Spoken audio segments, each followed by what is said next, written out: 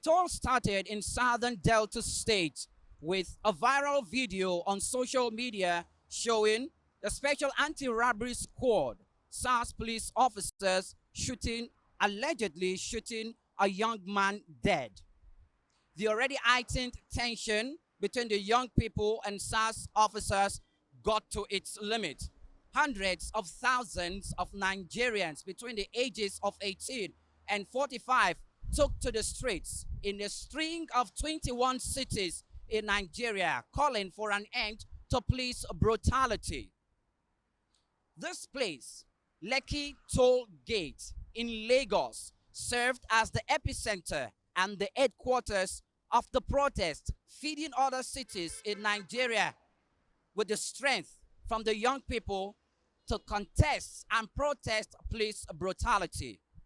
And then October 20th, 2020, the unexpected happened.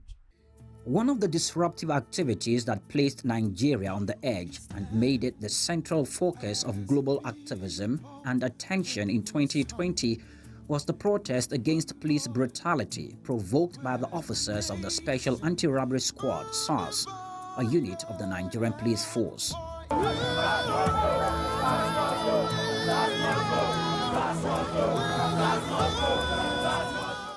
The 1990s saw a rise in the spate of violent crimes in Nigeria, ranging from armed robbery, kidnapping, cultism, instigated by the proliferation of small arms and light weapons, and gangsterism, thus causing mayhem in the country.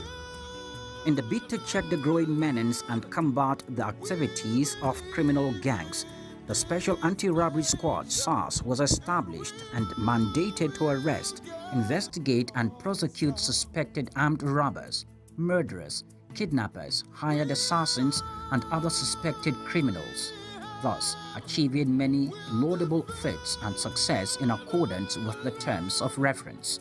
It got to a point where armed robbery incidents were getting too rampant in the country, and then they needed a special squad, trained specifically to tackle armed robbers, trained specifically to bring to a minimal the activities of armed robbers. And so they were not meant to be known. They were not meant to be seen along the streets the way they turned out to man roadblocks, stop people, search people, and all of that. But along the line, I think corruption set in. The need for some of them to use that to enrich themselves was what actually destroyed the original motive, which was to serve everybody and which was serving everybody real good.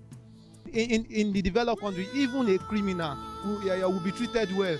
And you are suspecting someone, and you've started brutalizing the person. It is insane. It is not okay. So let's treat ourselves with dignity. By doing that, everybody will have the sense of our security agent, they are working, and everybody we actually support them. I was here in Lekki last year, not on the 20th of October anyways, but the week before that I was here. I protested. It was beautiful. It felt good to see Nigerians finally having one mind, speaking one thing in one voice, and that was we wanted change, we wanted more. So yes, the protest was what we needed at the time. Over time, the SARS unit was allegedly involved in widespread human rights abuse, extrajudicial killings, torture, arbitrary arrests, and unlawful detention and extortion. They were also accused of targeting and detaining young men of cybercrime or being online fraudsters simply on the evidence of possessing a laptop or a smartphone. The Nigerian police, I swear, I don't really know how to define them, because what they do, of course, they are humans, and they have to they take, most of them even take bribes from younger people, that they just see you on the road and they are stopping you thinking you're a fraudster, they want to check your phone and stuff. Those things are not really allowed. Like it doesn't work that way. You can't just see somebody and want to check the person's phone, and because you think the person is a fraudster. Most of them sometimes they don't even think you're a fraudster, they just want to take money from you. The way they treat the youth, it's not really fair. So I think the government should really see into that and try to fix it. On no account should anybody give his telephone to a policeman. Tell the policeman, teach him that he's going out of bound, that is not his primary responsibility. If a policeman accosted you and he says you are under arrest, ask why you are being arrested. And then if he says let's go to the police station, do not argue with him, go with him. When you go to the police station, ask for your lawyer. The hangar about SARS activities built momentum nationwide, stemming from online advocacy to street protests that shook the nation to the core. Personally, I even came to the Lekki toll gate to protest last year, and it was really an experience that I would say I'll never forget, because we were really scared. Police supposed to protect its citizens at that particular time, because you know that when they are protesting, hoodlums can come and decide to scatter, they can come and decide to steal, they can come and decide to do all sorts of things. I think it's the right of the police to ensure that these citizens are protected. I mean, we are the citizens of Nigeria and we deserve every security and protection. Our protest is never against the government, but to speak our mind as a voice with passion for what the people want. The original intention of the youth who were protesting was to demand for police restructuring and police reform. Where is SARS today? SARS has been dissolved. What are you going to protest over? It was a very shameful thing that our country shut us down. Our country literally shut us down, and it did not matter what we said. It did not matter how we said it, but our leaders just wanted to do what they wanted to do. And so in that moment, that was the one time I ever felt ashamed of being a Nigerian. It attracted attention all over the world, with celebrities such as musician Kanye West, footballer Odion Igalo, actor John Boyega, Twitter CEO Jack Dorsey among a list of people to have voiced support for the protest. Amid the protest, President Muhammadu Buhari announced the disbandment of the SARS unit of the force and heralded a police reform in the process.